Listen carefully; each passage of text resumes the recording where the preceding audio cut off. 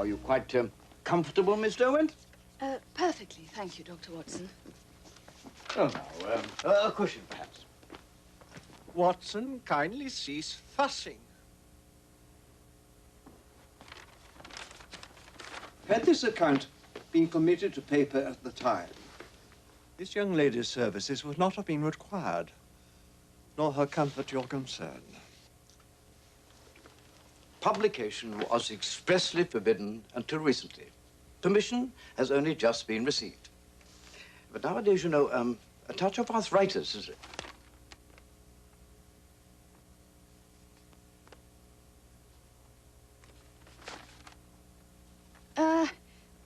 Whenever you're ready, sir. Hmm? Oh, Dr. Watson is my Boswell. Well, now, the events which follow took place just before the Great War. Europe was still at peace. But had it not been for Sherlock Holmes, England would have suffered such an appalling catastrophe during that war as to bring her to the very brink of defeat and surrender.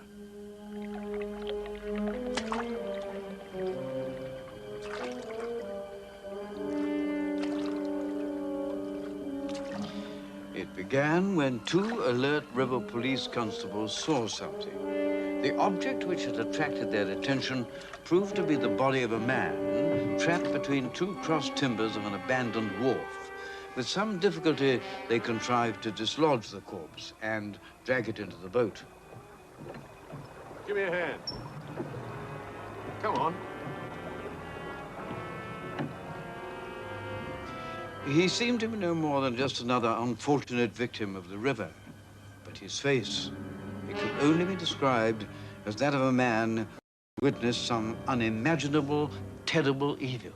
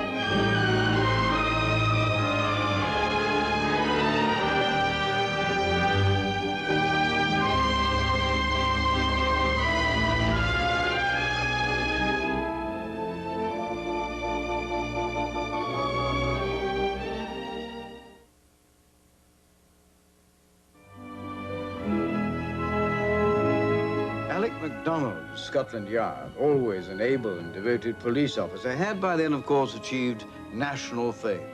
Come in, MacDonald. You are as prompt as ever, Mr. Mac. And your hearing as keen, sir. Dr. Watson, a pleasure. Watson was kind enough to call and see me. I am not often in London these days. Holmes prefers the life of a hermit in Sussex, studying the habits of his bees. Oh, fascinating creatures. I watch them as once I watched the criminal world of London. But you have business to discuss. Unless you have some other more pressing engagement. Please stay, Doctor. Oh, I should be glad to do so. Sit down, then. You know how much I always value your opinion. Well, MacDonald, on the telephone conveyed some degree of concern. In the past, I have never hesitated to consult you when in some difficulty, Mr. Holmes. Mediocrity knows nothing higher than itself. You have talent, MacDonald. Oh, not sufficient in this case, sir. The light is failing, Watson. Would you be so kind as to light the lamps? Well, now, what is this difficulty which confronts you? 3 corpses, sir. Well? One was taken from the river. Well, the Thames claims many victims. The other two? Found dead in Whitechapel. In a cruel world, the poor often die. What is singular about this? The faces... Well, as to that, you may see for yourself. But the surgeon examined the bodies most carefully. There were no signs of any disease, and not a mark on any of them. No one dies without cause, Mr. Mack.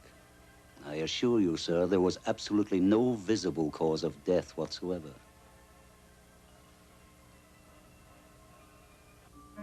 25 years of age, sir. The facial expression. Most singular.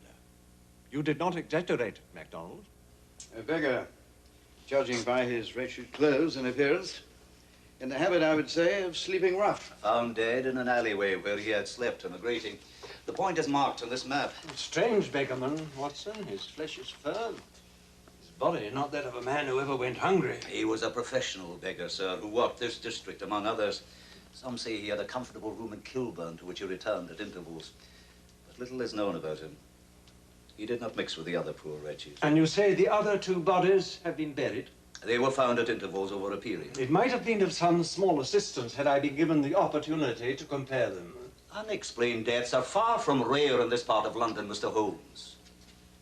The local police informed me, but I was engaged in investigating a series of child murders. It was only when this one was found, the third similar death, that I realized... Yes, quite so. But you saw the other two? Yes, they could be exhumed if you wish. Describe them in order. The first was a young working man, respectably dressed. His body was trapped between two timbers under a wharf. Here. But he had not drowned. The surgeon found no water in him. He was dead before he entered the water.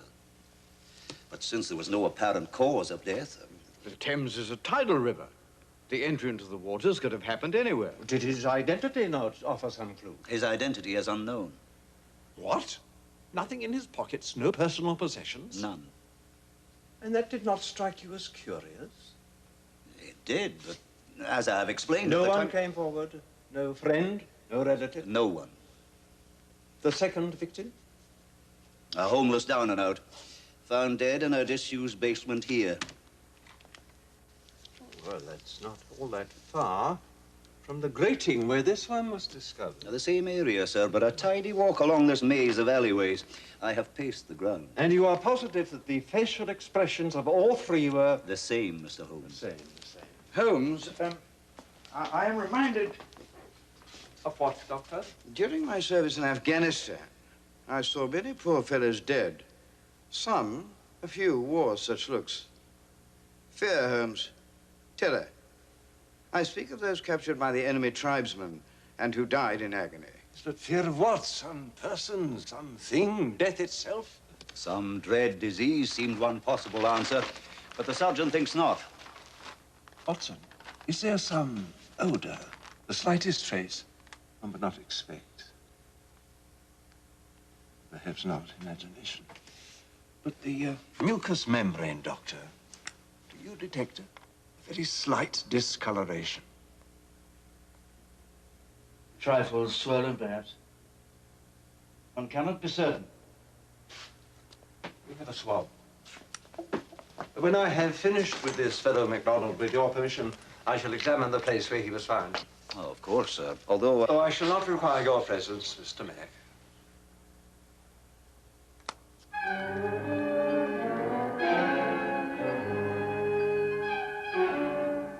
Once Holmes had completed a full examination of the body, we made our way to Whitechapel, where the body had been found. It was a grim, deserted place. The threat of attack, of violence, hung in the very air. I was pleased, just the same, to be joined with Holmes once more, although I devoutly wished this strange case could have taken more salubrious surroundings. We approached the grating where the beggar man had died. On it lay a heap of filthy sacking. Holmes was about to push the sacking aside when he paused. Underneath lay the wreck of a human being, one of the most pathetic creatures I have ever seen. Can you sit up, my friend? Do you have a name? We mean you no harm. We are not the police. Do you spend many nights here? He's too soaked in alcohol to answer you. The contrary is the reason, Watson. He has none.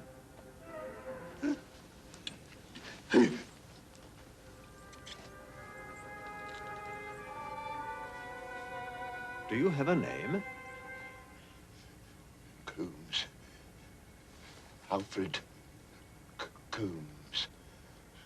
Evil stalks this land. Repent, I say, or face eternal damnation. Repent before the devil claims your soul.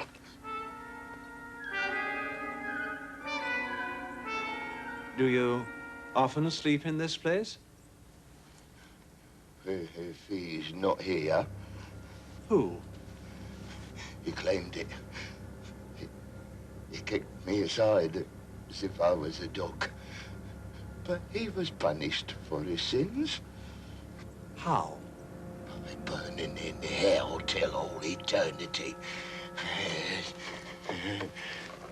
They took him. Did you see this? But I've seen them. I know. Fear the Lord and repent, I say. And who are they? Demons! Devils incarnate! Bodies of men, but faces of pigs. They got holes for eyes and snouts for noses. The devils from hell! Devils. The evil ones in search of evil.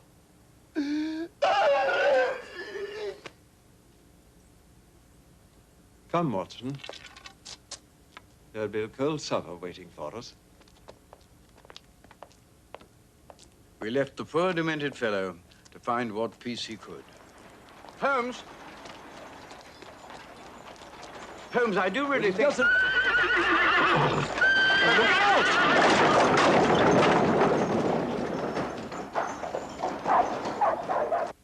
Holmes had become obsessed with the case.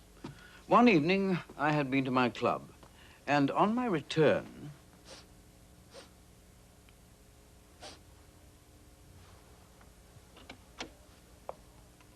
Holmes, what on earth? Close the door, man. Quickly, quickly. The draft. The temperature is critical. First, I attempted an analysis. Of what? The swab I took from the body in the mortuary, of course. But without success. This is infuriating, Watson. I am certain there is a trace of some chemical substance unknown to me. Now, all day I have tried to reproduce it, but... Oh, not now, Mrs. Hudson. I must speak to you, Mr. Holmes. I told you I did not wish to be disturbed under any circumstances. I'm sorry, but Oh, Mr. Holmes, I did hope all this was done with. I fear for my very life. There will be no explosion, Mrs. Hudson. I promise you. Now, having entered without permission, kindly withdraw. There are two gentlemen downstairs to see you. Then send them away. I can't, Mr. Holmes. One of them is the Home Secretary, in person. He insists on seeing you on a matter of great urgency. Very well. Give me a few moments and then show them up. A wasted day, Watson. You once took the liberty of informing me, I recall, that my knowledge of chemistry was eccentric. Well, on another occasion, I referred to it as profound. Not so today, I fear.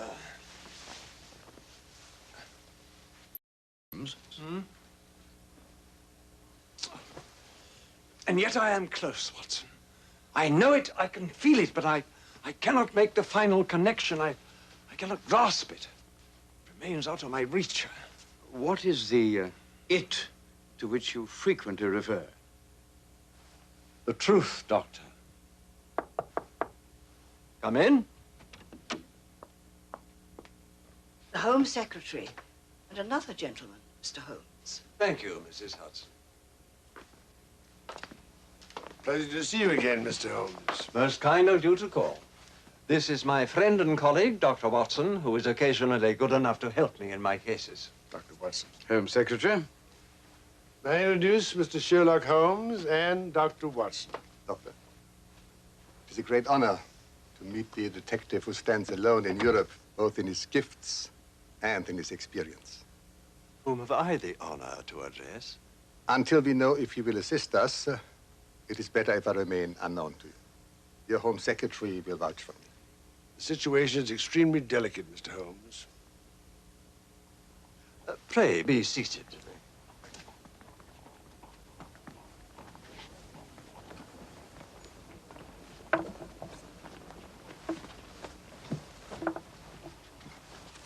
Do I take it that the problem is yours?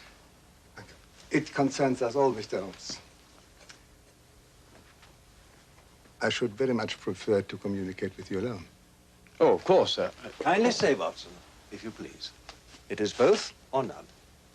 You may say before this gentleman anything which you may say to me.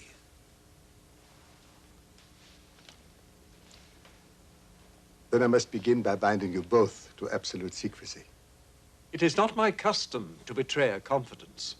Nor mine. Ominous dark clouds hang over Europe. There's even talk of war. Kaiser Wilhelm's intentions are misunderstood.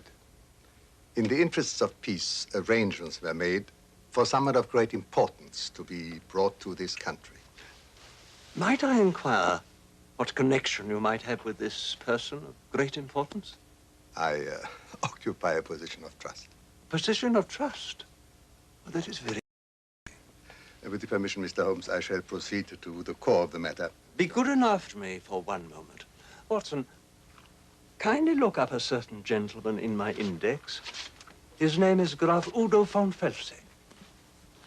Mr. Holmes, I feel I must intervene. Your intervention will be most welcome later, Home Secretary. Doctor? Von Felsick, Graf Udo, distantly related to Kaiser Wilhelm. Varied career, soldier, diplomat, scientist. Educated Potsdam, Heidelberg, Oxford. Fencing blue. Clubs, White's London. Thank you, Doctor. Well, now that an introduction has been effected, Graf von Felsen. I can only apologize, Mr. Holmes. I'm in a most difficult position. I am in agreement with that. You appear to be engaged in discussions which are properly the province of the Foreign Secretary. The cabinet are not of one mind. Most of them believe that war is inevitable. I do not. We must have peace with Germany, Mr. Holmes. And to that end, I bring whatever influence I have to bear. Germany may have peace. Our talks are private and confidential. Graf von Felsick is a private person. May I inquire how you knew, Mr. Holmes? Despite my flattering appearance in your index, I'm not a public figure. Oh, you were never photographed for the press, to my knowledge, it is true. But there was no magic involved. As usual, the explanation is simplicity itself. I once had the privilege of attending a lecture you gave in Heidelberg when we were both much younger men. I wish you had made yourself known, Mr. Holmes. Given that you enjoyed the good offices of Graf von Felsick, why was the presence of this other personage of great importance thought necessary? None could doubt that he spoke for the Kaiser himself. I see. Proceed. Traveling incognito, he arrived by the night ferry at New Haven on Wednesday. My chauffeur met him and drove him to my country house, where he retired to his room. The following morning, he had vanished. Disappeared, Mr. Holmes, without a trace. Then I shall give you my advice. Report the matter to the police without further delay. It's impossible. Holmes, if it became known that the young gentleman came to England and was abducted, it would precipitate precisely the conflict it was designed to avoid.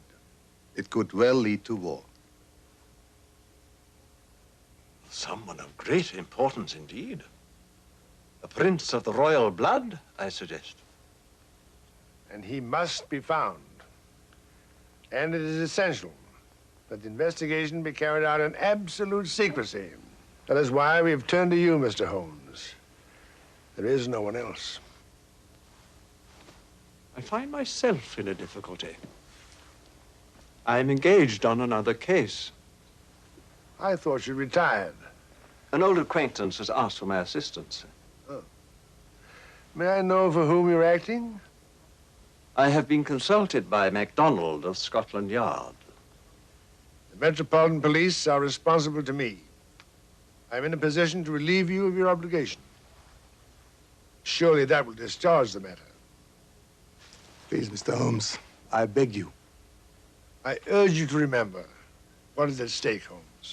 You can return to MacDonald's case later. It cannot be as vital as this one. Find the young man first. Very well. Thank God. Germany will be eternally in your debt, Mr. Holmes. My card. Thank you. My chauffeur will meet the train departing at Marylebone at noon tomorrow, if that will be convenient. Perfectly. Gentlemen, I bid you good night.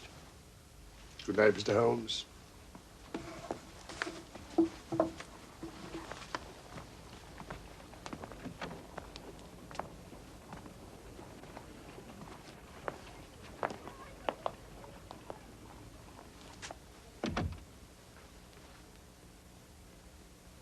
Our Home Secretary is a fair and decent man of honorable intent. Peace is the noble aim, Holmes. No sane man wants war. That is the trouble, Watson. There are otherwise men who do want war. If what we have heard tonight is correct in every particular, and this distinguished young personage has been abducted, then it would seem to be a deliberate plot. A plot to engineer war between England and Germany. As to that, I shall know more when I have the answers to some telegrams I must send. Well, I shall pray for your success in this enterprise. Good night, Holmes. Watson, would you be prepared to come with me to Buckinghamshire? Of course. I shall be delighted. I am lost without my boss. You are my only friend, Watson. You have such a grand gift of silence. I shall pack now.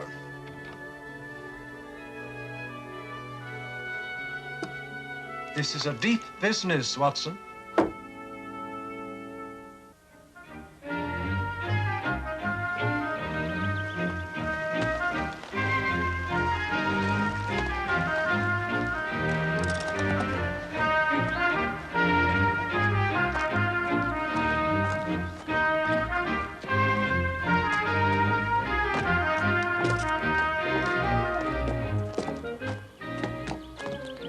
So, Burbridge. Oh. It seemed idyllic. The air refreshingly clean after that of London. And yet I knew from our past experiences what hidden wickedness might lurk in the midst of such pastoral peace. And for some reason found myself in the grip of a peculiar apprehension. Surely it must be mere imagination. Yet I could not shake it off. Thank you.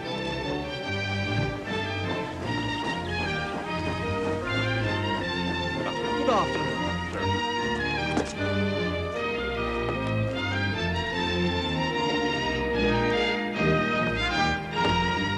However, at least we were able to complete our journey in the most agreeable comfort.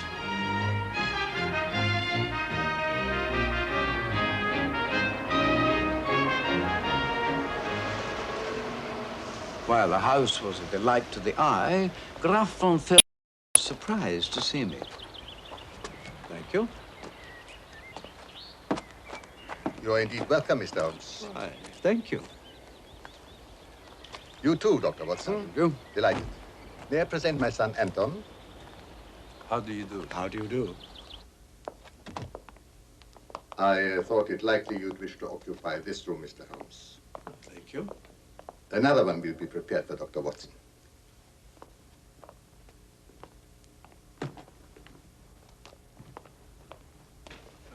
We were obliged to force the lock when the valet could obtain no reply.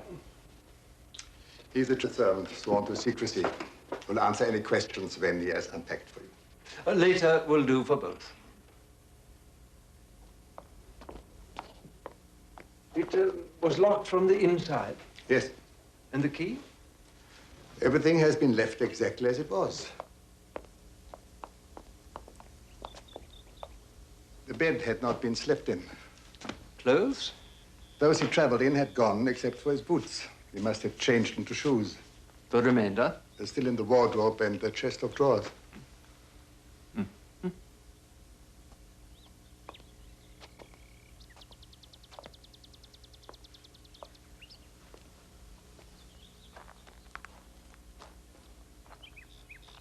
You have guests? Mm-hmm. They were here when the young man disappeared. For what purpose? I have many English friends, Mr. Holmes. They have not been told what happened, of course. Were they aware that this personage was arriving? I'm confident they could not have known. His visit was arranged in complete secrecy. Nevertheless, I suppose you'd wish to speak to them discreetly. Hmm? Oh, I beg your pardon. Some telegrams arrived for you, Mr. Holmes. Thank you. Mr. Holmes, you will agree that your real purpose here must remain a closely guarded secret. With your permission, therefore, I shall explain your presence here merely as a friend and distinguished guest. If you would care to accompany me now? First, I must examine every aspect of this room and its contents. I shall also need a photograph of the young man. And now, if you please, Dr. Watson will go with you. Please, Doctor.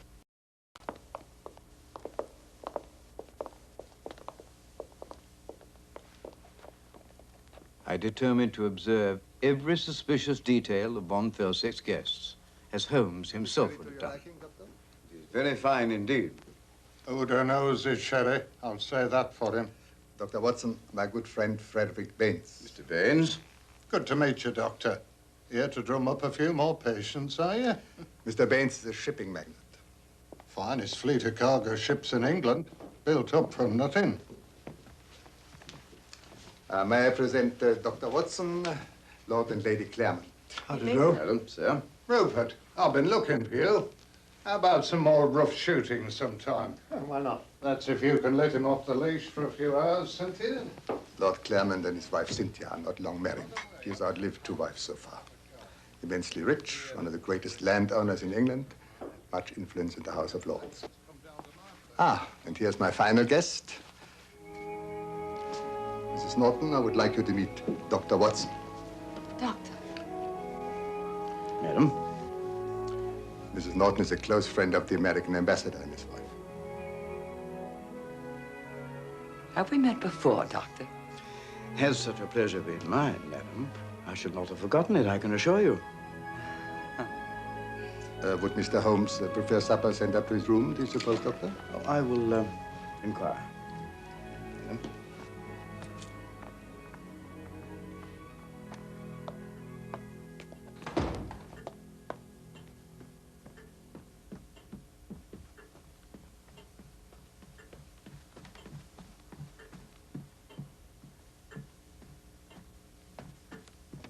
Holmes?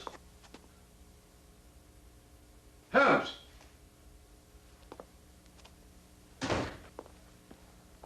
The windows have not been forced, Watson, and none but a human fly could either gain entry or leave. Holmes, you startled me. There are no secret panels, no means of access save through that door. The clothes in the wardrobe befit those of a young prince. Holmes. Mm-hmm. She is here. Who? The woman. What? Irene Adler, Mrs. Norton. Upstairs. One of von Felsick's guests. There is no mistake. None? Only 4 have ever bested me, Watson. 3 men and the woman.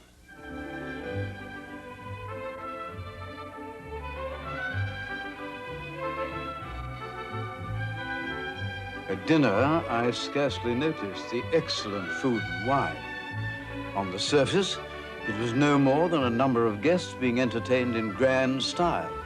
But one or more of them must be guilty of a crime which could have inconceivable consequences. Lord Clermont, I noted, paid little heed to his lovely bride, while Baines was deep in some private conversation with Anton. Von Felsick wore a somewhat strained look, as well he might in the circumstances. The peace of nations was at stake. Holmes and Irene Adler, for such she will always be to me, resembled two fencers before the contest begins. Holmes' eyes were like ice, hers bright and mocking. Near a quarter of a century had passed, and yet she was as beautiful as ever. That woman of dubious and questionable memory who had once outwitted the great Sherlock Holmes. Lord Clermont obviously admired her. Or were they Confederates? Was that it?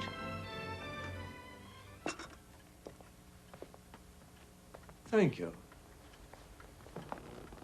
May I? No, thank you.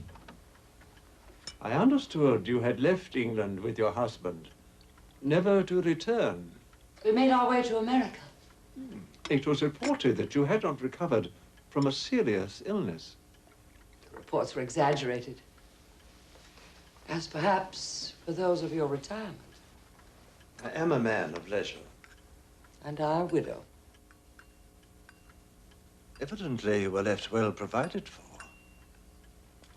Are you concerned about my welfare? Your husband prospered. He became a corporation lawyer in Washington. And later, a close friend and advisor to the president. No doubt you entertained extensively in Washington and acquired that considerable degree of political influence which a clever woman may exercise. Oh, are you interested in politics? I have been told that my knowledge of the subject is feeble. I take leave to doubt that. Do you know Udo von Felsick well? Oh, he is an interesting man. I look forward to knowing him better. I'm sure that you will. If that is what you wish, Mr. Holmes. Your acquaintance with him is no doubt lengthier than mine. You are already the better informed, I fancy. Oh, it's later than I imagined.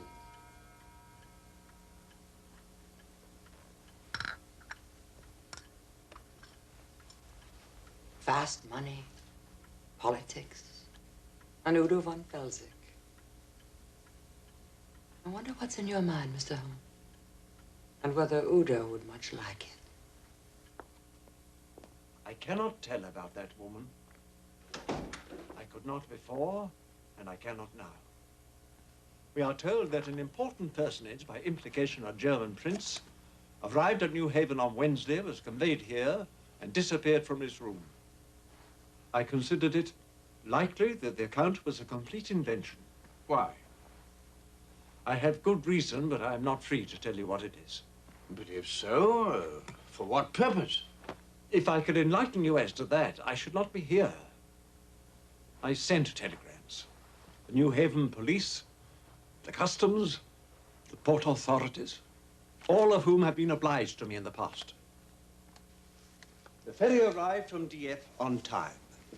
A police constable describes the motor car and chauffeur to perfection. The customs officer distinctly recalls a young man muffled against the evening chill, of upright bearing and an air of distinction, who spoke in German. The same young man was greeted deferentially by the chauffeur, who drove away with him. But if you harbored such grave suspicions, was it not unwise to have these sent here? I expected them to be opened before they were handed to me, but I studied the envelopes under my glass, and I swear they have not been tampered with. So all this must be true. Fritz was taken from this room. But how? Oh, that is easy. I knew how it could have been done immediately, but at that moment, I did not believe there had ever been anyone here. You knew, but But I mean, through the window's impossible. I mean, the door was locked from the inside. The key rested there. In such a house, there would be more than one key to each room. A second key was used to open the door from the outside. The business done, it was locked again, but from the outside, and the key returned. With the connivance of someone who knew the household arrangements well, such as one of the guests. And Irene Adler was here. Yes, Irene Adler.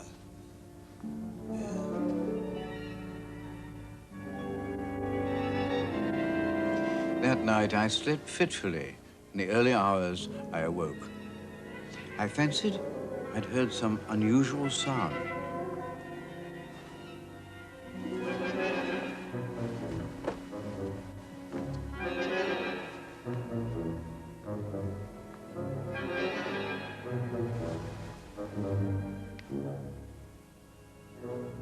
Standing in some trees, dimly silhouetted in the moonlight, was a dark, sinister form.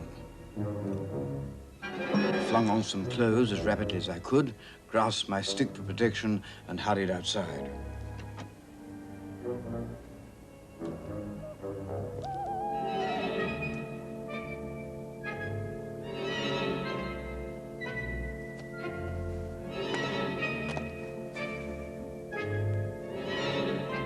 But when I reached the trees, like the prince, he had vanished, or so it seemed. But a man might conceal himself behind any tree or bush, and I found myself starting at shadows. Determined not to give way to fancy, I continued my search for some trace of him, but without success. At last, wondering who it might have been, and shivering as much from my apprehensions as the night air, I returned to my bed. Next day, I was weary from lack of sleep.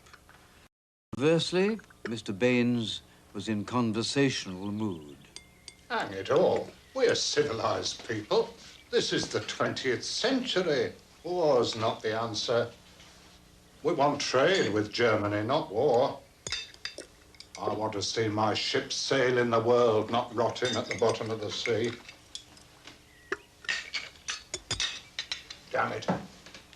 The Germans aren't daft enough to go to war. After all, England and Germany, our royal families are related.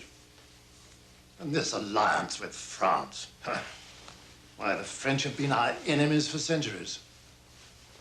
What happens in Europe is no concern of ours. Dirty place, Europe. Except, of course, for Germany. I mean, they have exactly the same values as ourselves, the Germans. It was easy to see why Mr. Baines and Lord Claremont were welcome guests, but I could not quite understand why they made me uncomfortable. Show us a thing or two.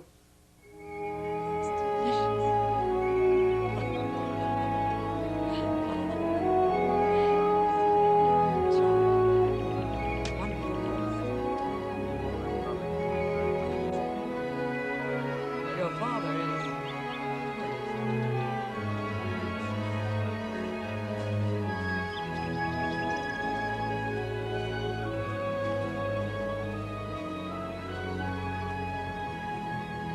The young man is attentive?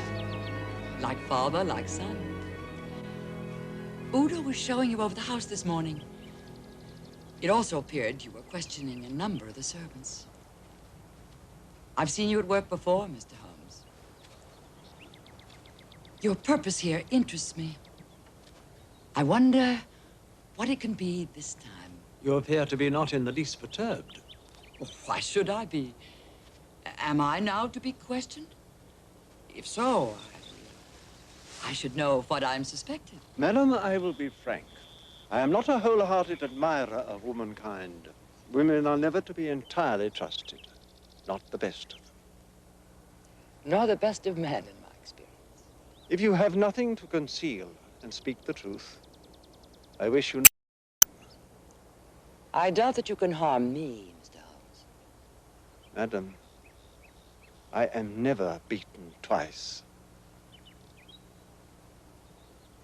You appear to be a good friend of Graf von Wessex. Do you choose not to explain? I knew him slightly, long ago in Warsaw, where I met the then King of Bohemia, whom you may recall. I do, madam. My inability to retrieve his compromising letters to you was one of my very few failures. Like you, I dislike being beaten. The king had deceived me. And when did you meet von Felsick again? He sought me out when I returned to London. For some particular reason? I believe he enjoys my company, Mr. Holmes. Happily, most men don't share your views of women. In America, it will be said, I understand, that von Felsick is engaged in lobbying for the German cause. What other? He is a German. I read recently that next Thursday a group of American senators interested in foreign affairs will arrive in London. Men von Felsick would like to lobby for American neutrality in case of war. Through you, I fancy, von Felsick will meet them. If you know the answer, why pose the question? Is this the crime of which I'm suspected? Oh, no, madam. If you wish to be used, along with men like Baines and Lord Claremont, that is your affair. Used? I am an American by birth, Mr. Holmes. From America, Europe seems far off. Its national squabbles petty and unimportant. America may change its mind in due course. There are many Americans of German descent. Adler is a German name, Mr. Holmes. Though you already knew that. To your knowledge, is pressing the German cause the only reason for von Felsick's presence here in England? What else could it be? That is no answer. And you? What is your purpose here? Tell me that. I will tell you this, madam. Von Felsick is not entirely consistent. If Germany has no thought of war, what does American neutrality matter?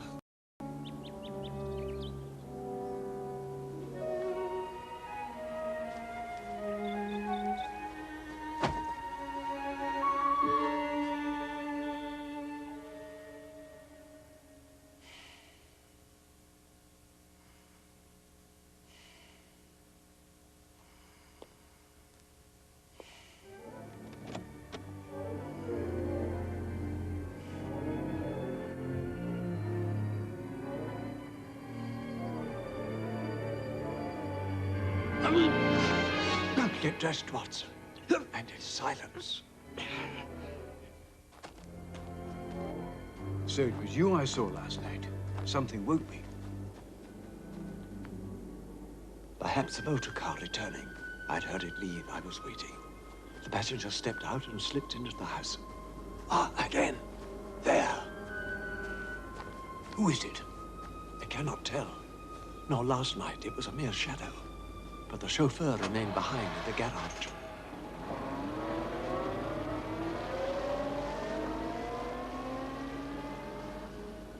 No lights.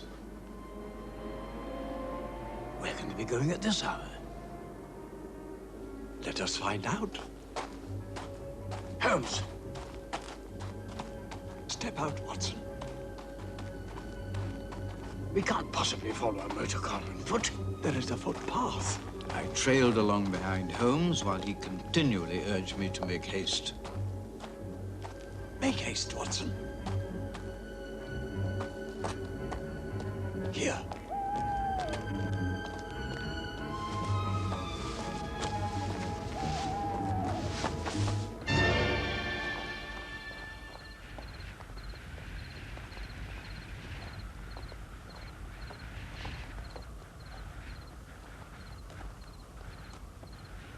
At last, Holmes drew me to a stop, close to the edge of a chalk pit.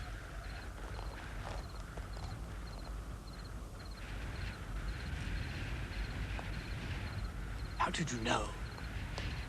Last night, the tires are white with chalk before the chauffeur hosed them clean at 3 in the morning.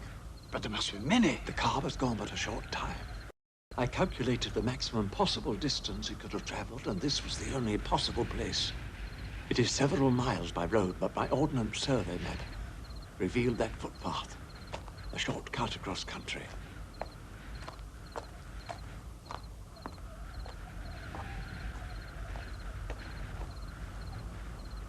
A signal? To whom? We shall see.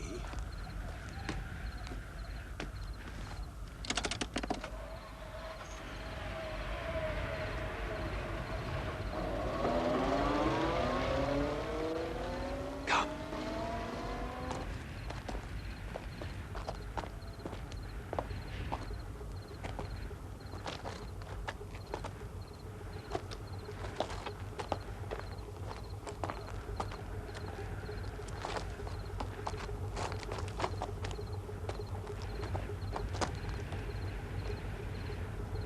Building.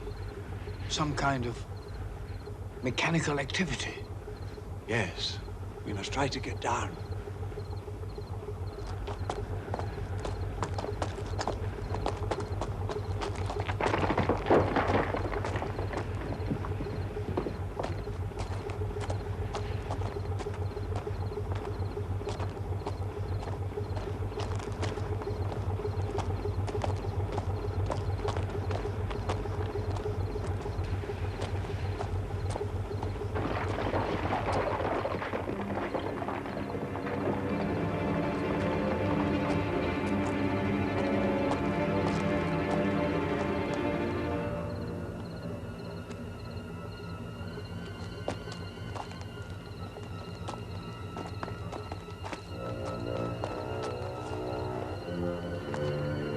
What is it?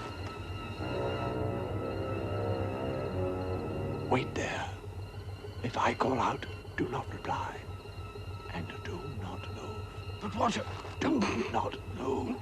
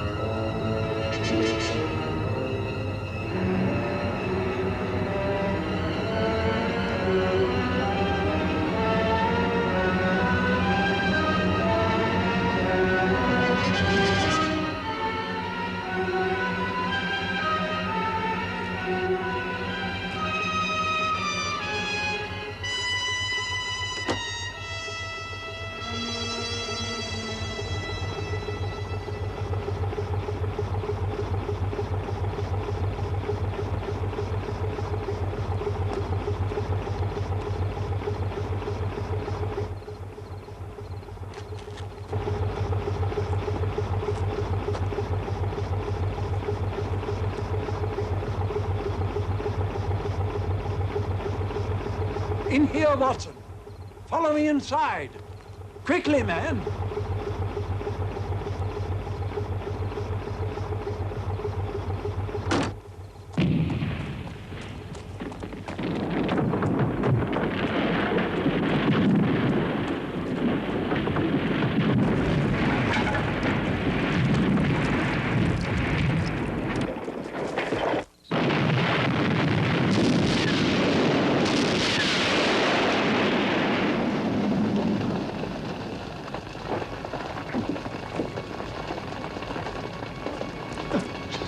Holmes! Shh. Silence. Silence for your life. Der große Detektiv und der Doktor haben sich endlich zur Ruhe gesetzt.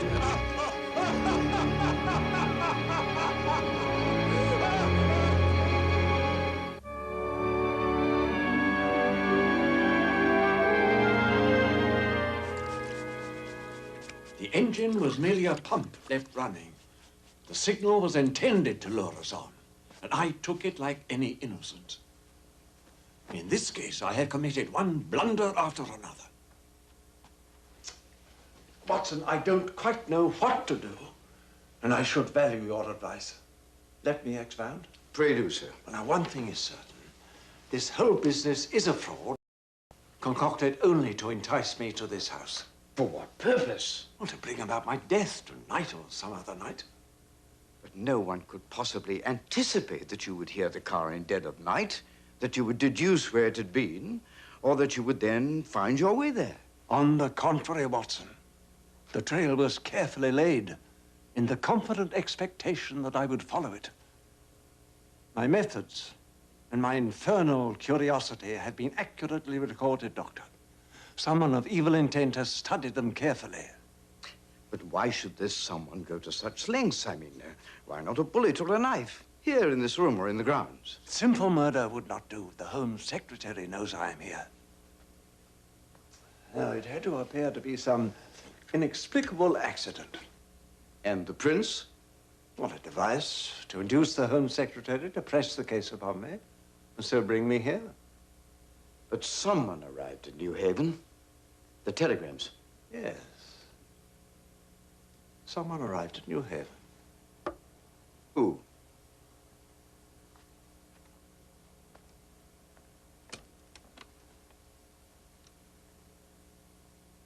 Watson, there is someone I wish to speak to. Well, at this hour? No one will be awake. The young gentleman I have in mind will be up and about.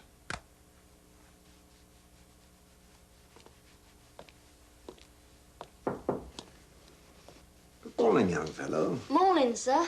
If it's not too much trouble, I would like my boots. I've just finished them, sir. You know which are mine? I know them all, sir. Those are the master's, those his lordship's. Here's a test for you. A shilling. You cannot tell me to whom these belong. That's easy, sir. Clothes are one thing, Doctor. Boots another. A man accustomed to handmade boots wears his own. The boot boy recognized them at once. They belong to von Pelzig's son, Anton. Would you mind helping me pack, Watson? Yes, of course. You believe that he masqueraded as the prince? I know he did. But the prince, or whoever it was, arrived from France. All that was necessary was for Anton to catch the first train to London last Wednesday on some business pretext. From there, he caught another train to New Haven in ample time to join the ferry to Dieppe. It is only a 5-hour crossing. That night, he was back in New Haven and taking care to speak German, that he might be remembered. So, it is Anton who is responsible for this diabolical plot. Well, Anton is his father's instrument. You're right. But is there yet sufficient proof of the crime? Which crime? Which crime? Holmes, they tried to murder you. The reason is what matters, not the attempt. As to that, the crime they feared I might uncover was not committed here.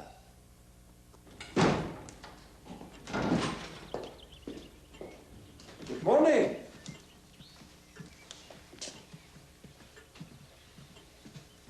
Good morning, Mr. Holmes. Good morning, Doctor. Morning. You are leaving? At once for Bristol. Bristol? In search of the prince. You have news of him? This is not the time for details. I shall enlighten you as to the full truth of the matter in due course. Make haste, Watson.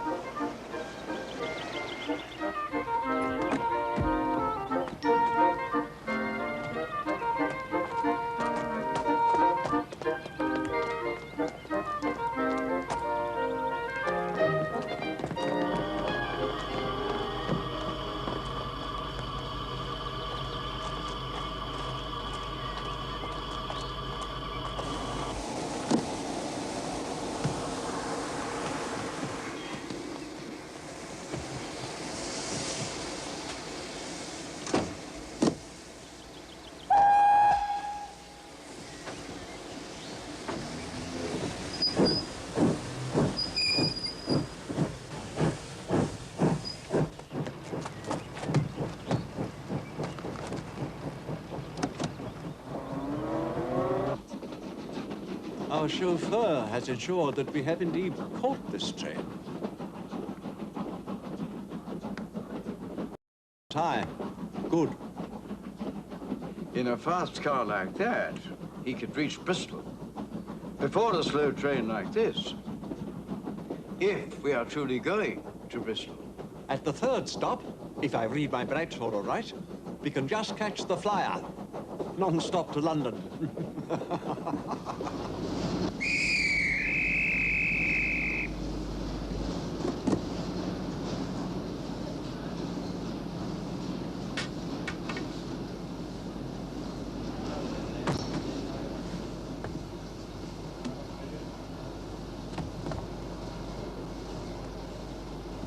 Holmes, the rest of our luggage. Leave it. This will suffice. No, no, no, no. My suit, my evening clothes. Apply to the Lost Property Office.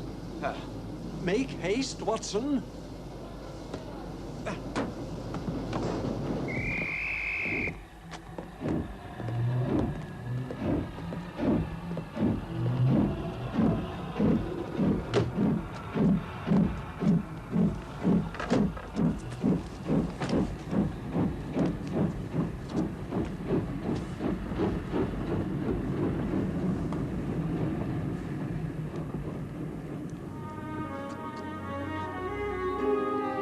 Madam.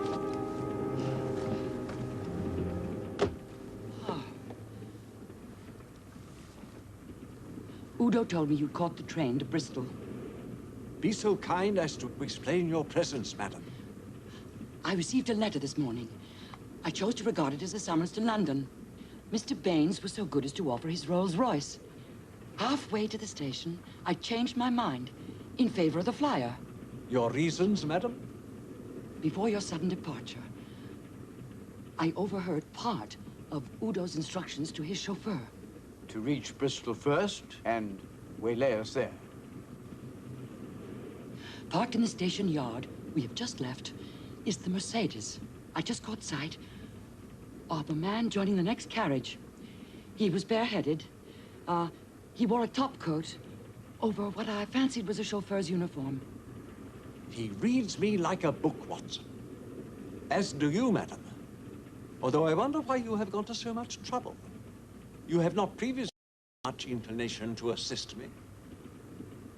You refused to explain your purpose. You treated me with suspicion. I found your attitude offensive. That's true. But I have no reason to wish you dead, Mr. Holmes. Udo von Felsick does. Why, I don't know. That slow train was infernally grimy. I must wash. Mr. Holmes, a little grime can wait. Your life is in danger. I suggest you find a seat at the front of the train and remain there until we reach London. I prefer to remain here.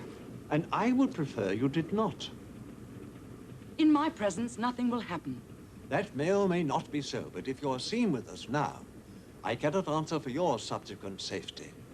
I am in the habit of making my own decisions, Mr. Holmes. Madam, I would not be surprised to learn that you are a suffragette. Kindly, on this single occasion, do as I ask.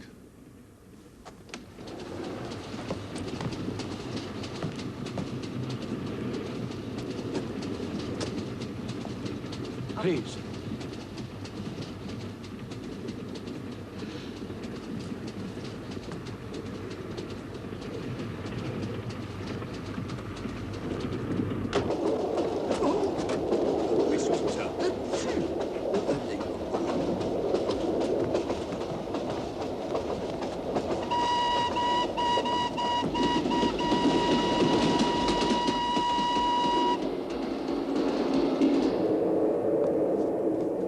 Drew the blinds. If there was to be an attack, it would be now.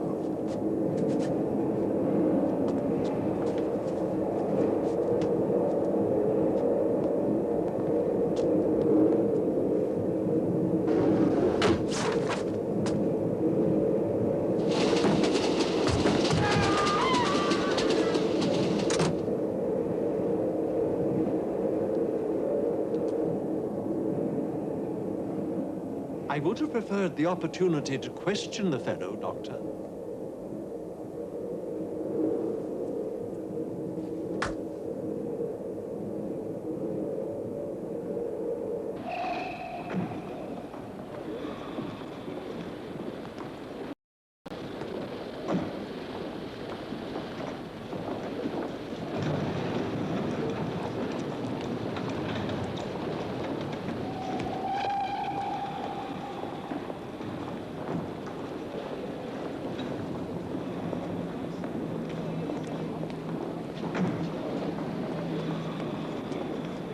Mr. Holmes? He asked me to convey his profound thanks. But where is he? I've been waiting for him. He went out in advance. You, must have missed him. You have a suite at the Langham, I believe. It is on the way. I shall engage a cab. Oh, thank you. May I? Thank you.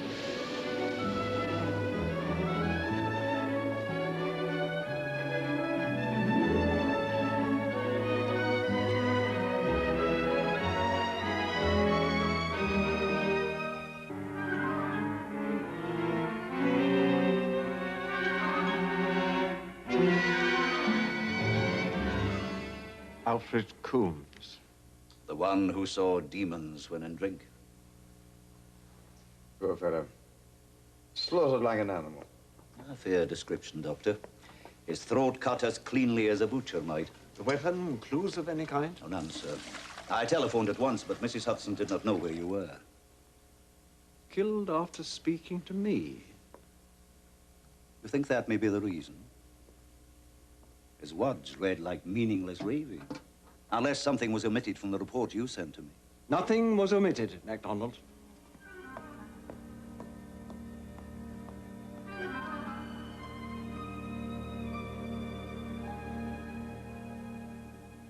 Holmes shut himself away.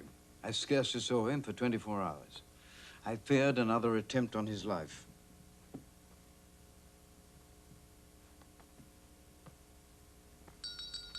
Whenever the doorbell rang, I was ready, my revolver to hand. No one asked to see him. Each caller was innocent, but I maintained my vigil.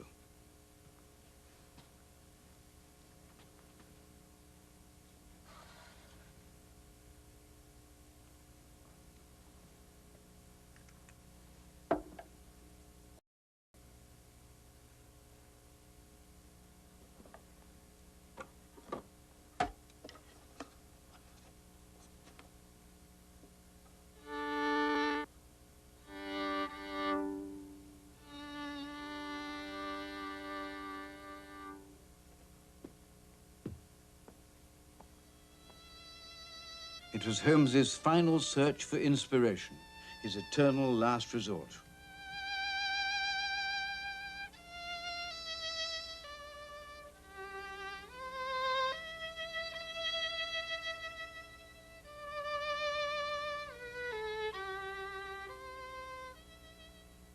There was something despairing, almost frantic in the sound. My heart filled with compassion for my old friend.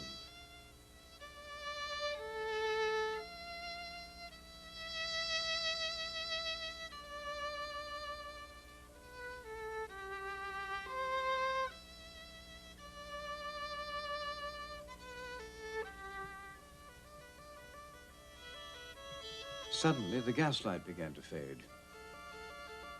I stared at the lamps, fearing I knew not what. But it was only a drop in pressure, and they soon came back to full strength. Watson! Watson! It must be here. I keep everything. Can I help? A man should keep his brains stocked with all the knowledge he's likely to use, and the rest he can keep handy where he can get at it. But where the devil is the old notebook I need? Which one? It's a red one. Red one. Is it? Oh, well done, Watson. Now I want the maps showing the path of London's public utilities. Public utilities. They're classified under district. Whitechapel, of course. Right, Whitechapel. Here it is. The subject of Von Peltic's lecture. I thought as much. But my head is too crammed, I wasn't certain. The properties of non-ferrous elements with added toxic compounds. Is this the one? That's water and sewage. I want the gas mains as well. Gas mains. Gas mains. Gas mains. Their suggested application in the extermination of vermin.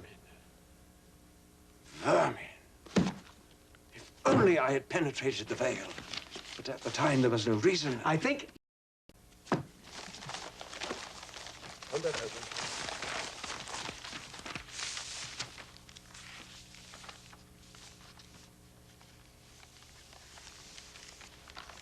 When you have eliminated the impossible, Watson, whatever remains, however improbable, must be the truth. Remain here, within earshot of the telephone, if you please. Where are you going? This may take some little time. Do nothing unless you hear from me. Is that clear? When will you return? Should I send for you, there may be some little danger. So kindly put your service revolver in your pocket.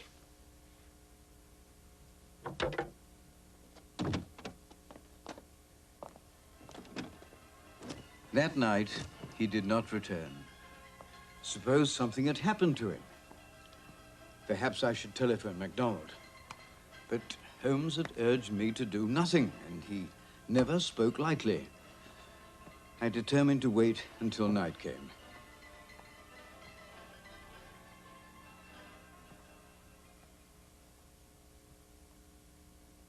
Despite my apprehensions, I dozed off. With a start, I woke. It was late.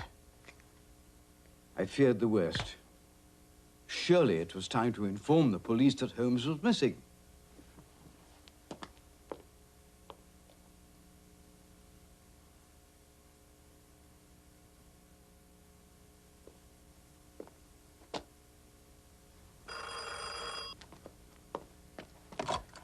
Holmes?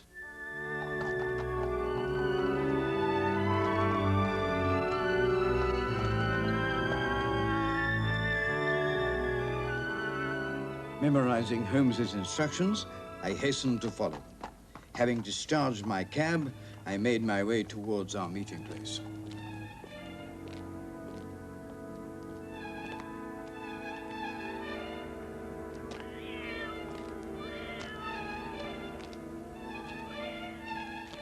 Holmes!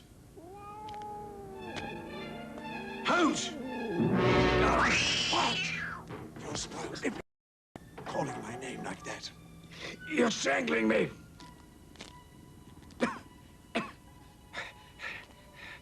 What now? Come. Why the disguise? What you need to know. The evidence was there from the very beginning. And like the veriest fool, I ignored it. That first night when we spoke to Alfred Coombs, we heard it. What? I heard nothing. Beer barrels being delivered to a public house which has been closed for months. There have been 3 more deliveries in the last 24 hours. Beer barrel after barrel.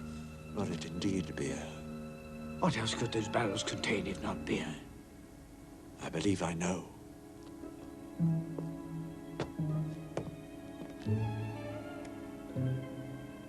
Not a sound.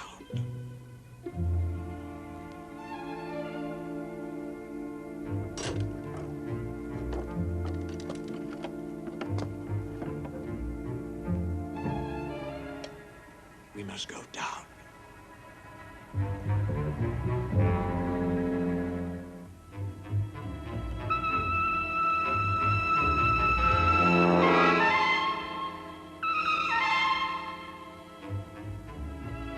It's empty.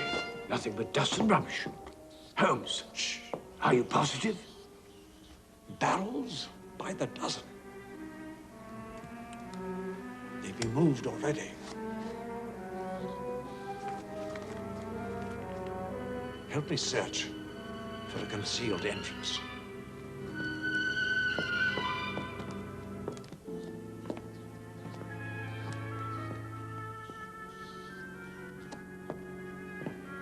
No, it'll be in this wall. There's nothing, Holmes. Just solid brick. There must be.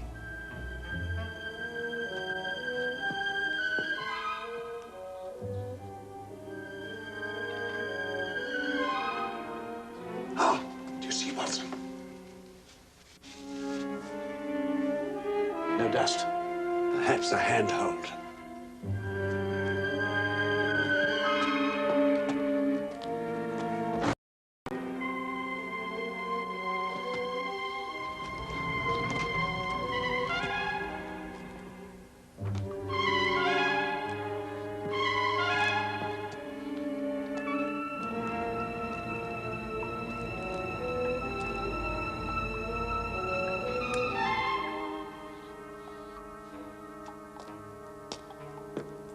balanced and well oiled, lined with steel.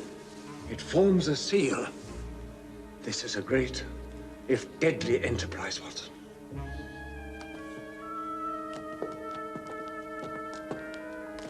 It's an old abandoned sewer, linked with others which they have utilized. It's ventilation. Above is the grating. There must have been more than one accident. In the first, I fancy, one of their own fellows was killed. And they disposed of him in the Thames. And the proof lies beyond that door. Come.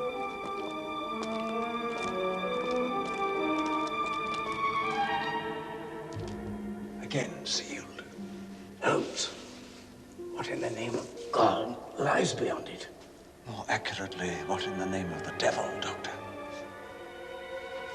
Your handkerchief.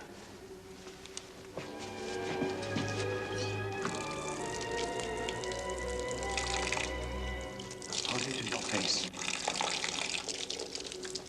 Breathe as little as possible.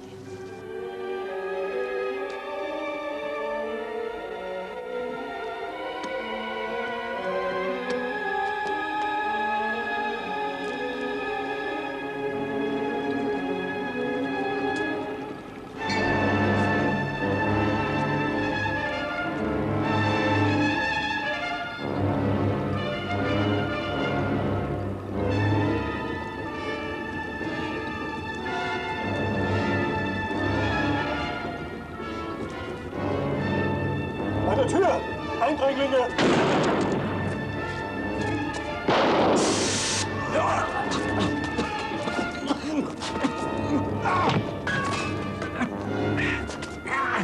Aufschalten! Aufschalten! Alles durchmachen!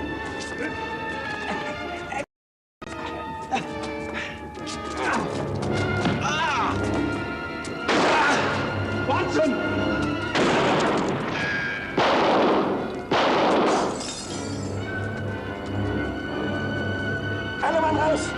Schnell!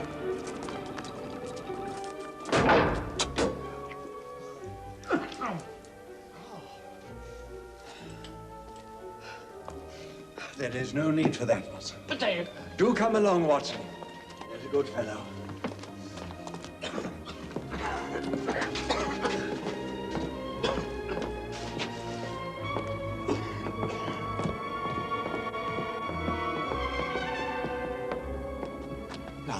How badly are you hurt? Oh, a mere scratch, Holmes. Nothing to compare with that Jezebel bullet at the fatal battle of my wand. You know, quite so, Watson, quite so. I can still use this. Good. Put it away. Holmes, we've got to go back. It's imperative. Don't you understand? Holmes, up you come.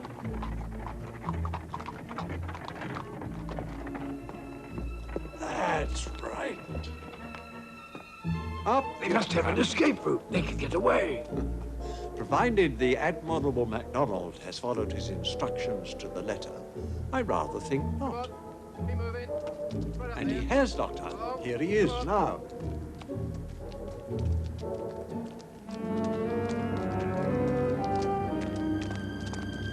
On, come, quick.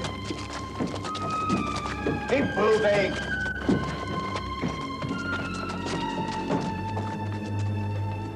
Mr. Holmes.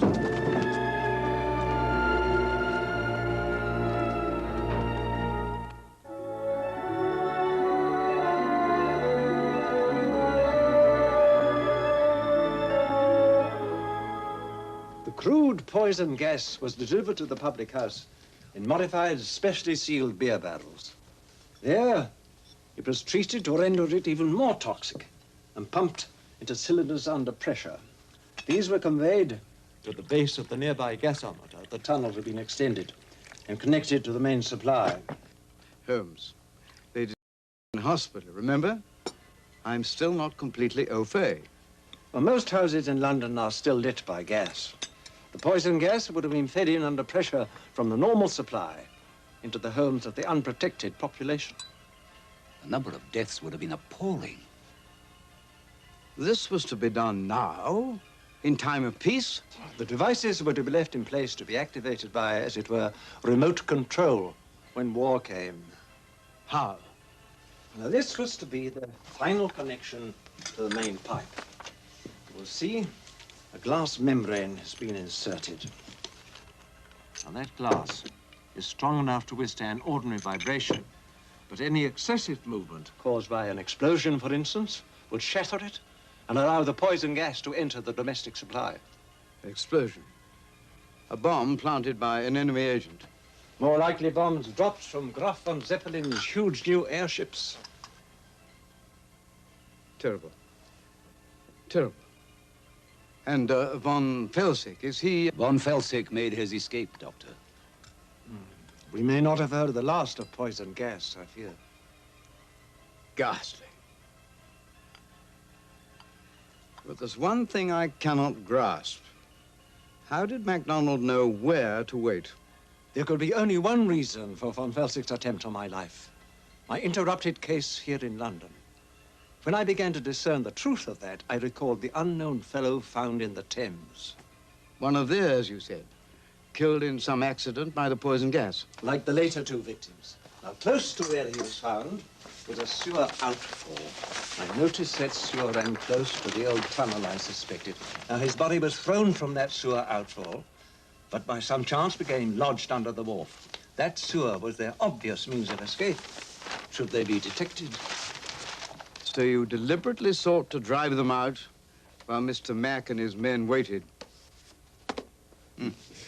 But the sewer, Holmes, It was only a guess. Couldn't possibly have known for certain. I never indulge in mere guesswork, Watson. You should know that by now. I had inspected the sewer outfall before instructing MacDonald. Moored nearby was a sturdy seagoing boat registered in Germany. I beg your pardon, Mr. Holmes, but this letter, delivered by hand, addressed to Sherlock Holmes, Esquire. It would be, Mrs. Hudson. I live here. Thank you. Well, put it down somewhere, please. Mr. Holmes, it carries the royal crest. Thank you.